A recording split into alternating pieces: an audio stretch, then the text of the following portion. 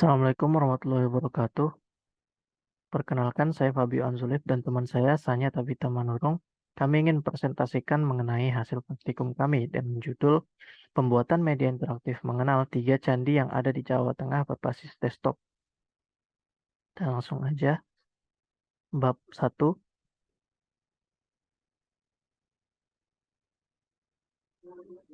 Baik, di bab 1 pertama ada latar belakang. Mengapa kami mengambil judul tersebut?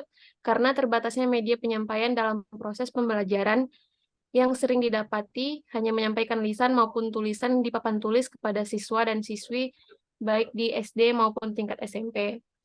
Yang kedua, ada identifikasi masalah dalam pengambilan judul tersebut, yaitu ada dua. Di masa modern sekarang, siswa memerlukan media pembelajaran interaktif yang berbentuk digital. Dan yang kedua, diperlukannya pengembangan dalam bentuk media interaktif agar pembelajaran lebih menarik dan inovatif. Yang ketiga, ada rumusan masalah, di mana dalam rumusan masalah ini kami mendapati bagaimana cara untuk membuat media interaktif tersebut dengan berbasis desktop menggunakan Adobe Animate yang sesuai untuk pelajaran tingkat SD maupun SMA, SMP. Dan yang kedua, bagaimana implementasi media pembelajaran interaktif dalam proses pembelajaran. Yang keempat, ada batasan masalah. Batasan masalahnya, di sini kami hanya membahas 3 objek saja, yaitu candi-candi yang ada di Jawa Tengah. Dan output yang dihasilkan dari media pembelajaran ini menghasilkan media berbasis desktop.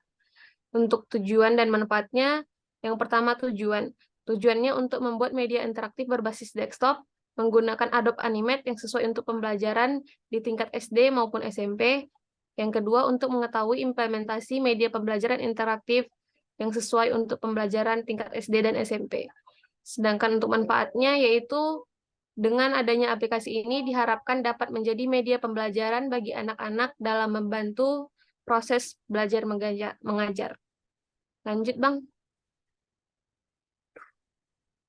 Bab 2. Yang pertama di sini kami membahas akan multimedia interaktif.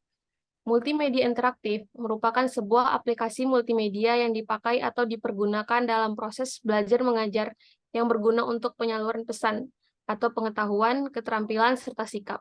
Bukan hanya itu, berguna juga untuk merangsang pikiran, perasaan, perhatian, dan kemauan belajar.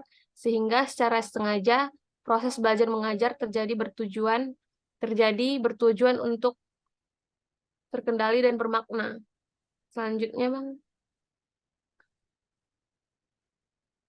Yang kedua ada metode MDLC, di mana kepanjangannya Multimedia Development Lifecycle. Di sini metode ini merupakan metode yang kami pakai dalam perancangan aplikasi ini, di mana juga metode ini digunakan dalam pembuatan media interaktif ini, di mana memiliki tujuan pengembangan sebuah media pembelajaran yang lebih menarik dan efisien menggunakan argumen reality dengan memanfaatkan fitur kamera smartphone, Android, atau iOS. Di gambar di samping itu terdapat 6 konsep dalam tahap MDLC. Yang pertama ada konsep. Konsep ini tahapan aplikasi dirancang dari tampilan yang sederhana, terus mudah digunakan dan menarik. Dalam penerapan konsepnya ini juga kami membuat animasi-animasi seperti tombol. Dan yang kedua ada tahapan konsep desain, di mana dalam desain ini kami membuat 3 tahap, yaitu yang pertama flowchart, yang kedua UML, dan yang ketiga storyboard. Di yang selanjutnya material collection, itu merupakan tahap pengumpulan bahan-bahan materi pembelajaran dimulai dari gambar-gambar, animasi-animasi, maupun yang lainnya yang ada pada media pembelajaran kami. Yang tahap keempat, assembly, di mana tahap ini lakukan proses pembuatan media pembelajaran sesuai dengan storyboard yang telah dibuat sebelumnya. Jadi ada gambaran storyboard, baru kami tahap produksinya di assembly. Yang kelima ada testing, di mana merupakan tahap pengujian dilakukan menjalankan media pembelajaran. Apakah ada kesalahan atau trouble, di situ kita bisa lihat Jadi bisa diperbaiki lagi. Di tahap ke-6 ada tahap distribution, di mana dilakukan pada tahap selesai produksi dengan penyebaran media pembelajaran. Dan untuk di distribution ini kami publish-nya berupa file SWV, kemudian didistribusikan ke guru-guru dan sekolah-sekolah SD maupun SMP. Selanjutnya, Bang.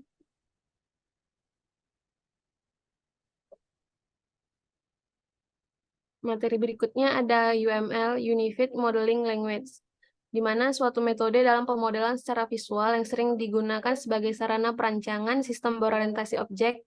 UML juga dapat didefinisikan sebagai suatu bahasa standar visualisasi, perancangan, dan pendokumentasian sistem, atau dikenal juga sebagai bahasa standar penulisan blueprint sebuah software.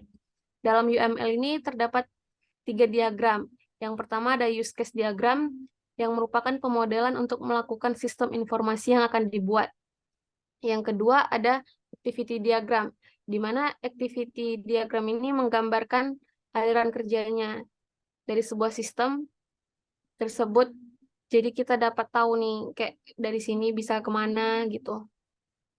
Dan yang ketiga ada sequence diagram, di mana menggambarkan kelakuan objek pada use case diagram dengan mendeskripsikan waktu hidup objek dan message yang dikirimkan dan diterima dengan objek.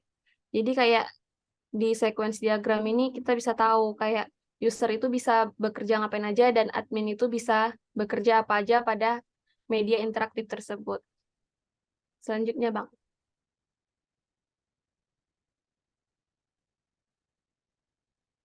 Oke, selanjutnya ini bab 3 masuk pada storyboard. Pengertian storyboard sendiri itu kayak gambaran kasarnya dari scan-scan yang akan dibuat. Jadi penggambaran sketsa yang secara berurutan yang akan kami tuangkan nanti dalam media interaktif kami. Yang di sini contoh gambarnya ini ada contoh gambar pada scan pembukaan, di mana nanti ada gambar candinya dan ada tulisannya, baru ada button untuk mulai. Selanjutnya. Lalu scan berikutnya kami ada seperti daftar isi atau daftar menu, jadi bisa memilih 4 pilihan. Ketika kita pilih, lalu masuk ke yang seperti gambar kedua, yaitu gambar materi. Masuk ke materinya ataupun videonya yang ada. Lanjut, Bang. Nah, yang gambar pertama di sini, itu scan yang terdapat video, contoh storyboardnya. Lalu kita juga ada kuis, dan kuis pilih mulai, lalu masuk ke soal kuis yang berikutnya, Bang. Soal kuis juga bisa kita jawab. Terdapat 5 soal, dan nanti kalau kita sudah selesai menjawab, bisa keluar nilainya. Dah. Oke, di sini saya bakal melanjutkan untuk bab 4 bagian hasil. Di sini langsung dibuka aja. Oke. Di sini sudah kelihatan hasil dari storyboard tadi, hasil programnya. Di sini ada judulnya mengenal 3 candi yang ada di Jawa Tengah, terus ada gambarnya. Di sini ada button mulai. Button mulai ini untuk kita masuk ke dalam aplikasinya, langsung aja kita pencet. Di sini ada daftar candi. Jadi di Jawa Tengah itu ada 3 candi, Candi Borobudur, Pawon, dan Mendut. Dan yang di keempat ini ada kuis buat candinya. Ini bisa langsung kita klik untuk pergi ke yang ingin kita lihat. Jadi di sini kita bakal lihat dari yang pertama itu ada Candi Borobudur. Candi Borobudur di sini ada penjelasannya.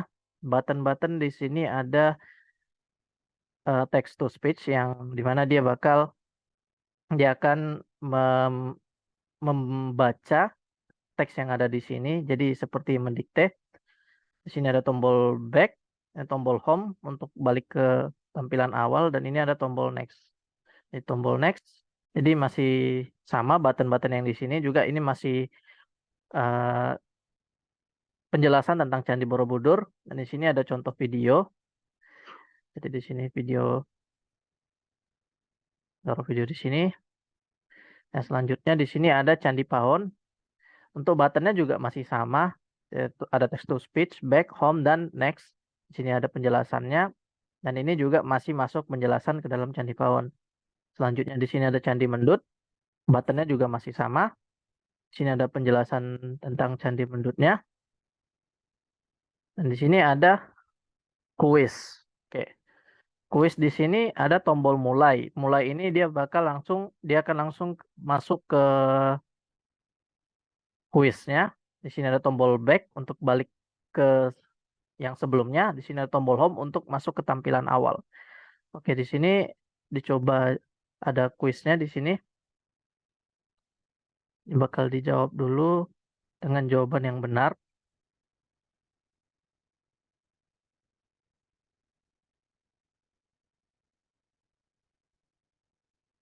Oke, jawabannya udah benar semua. Di sini nilainya kelihatan nilai 100 dan di sini ada orang yang bisa berubah-berubah sesuai dengan nilainya. Di sini kita bakal pencet tombol home. Home ini bukan balik ke tampilan awal tapi bakal kembali ke bagian kuis tadi, awal kuis tadi. Oke, kita coba mulai lagi. Di sini saya akan membuat jawaban yang salah-salah.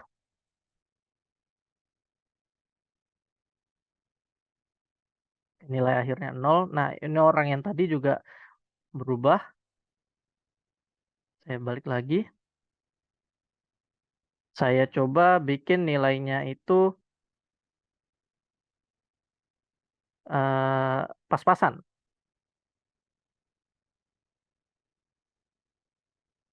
Oke, nilai akhirnya 60, orangnya juga berubah. Oke, sekian hasil dari saya. Kita bakal lanjut ke bab.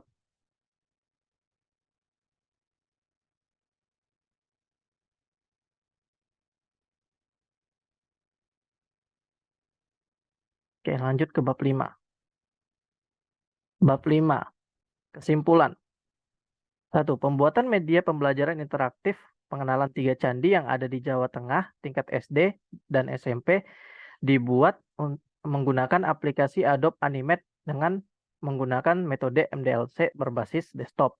2. Pembuatan media pembelajaran interaktif ini dapat membantu proses belajar siswa baik tingkat SD maupun SMP dengan materi yang sudah dipahami dan tampilan yang menarik membuat nyaman belajar.